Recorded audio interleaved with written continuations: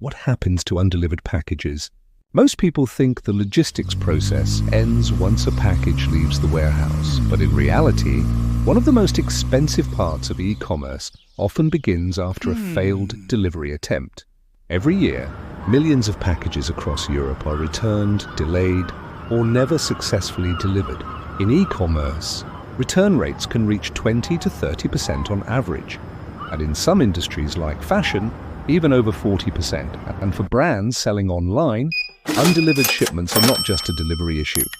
They are a serious operational and financial problem. So, what actually happens to undelivered packages?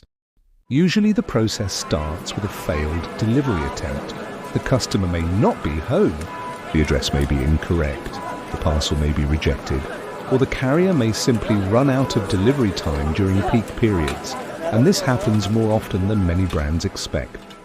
According to logistics industry reports, failed first delivery attempts can account for up to 10% of residential deliveries in some markets, especially during peak seasons like Black Friday and Christmas.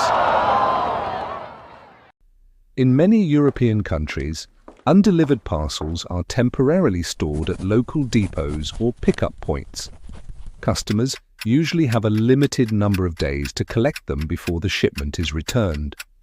If the package is still not delivered, it enters reverse logistics, and reverse logistics is often much more complicated than outbound shipping. Why? Because now the shipment needs to move backward through the supply chain, from the customer back to the carrier hub, then to the warehouse fulfillment center, or sometimes even across borders again. Returned shipments often require inspection, repacking, relabeling, quality control, and inventory updates before they can be sold again. Every additional step adds cost. In fact, processing a return can cost more than the original shipment. And one failed delivery rarely creates just one problem. It often triggers additional carrier handling, warehouse operations, inventory updates, and customer communication. That's why modern logistics is about more than fast shipping. It's about managing the entire order lifecycle, including returns and failed deliveries.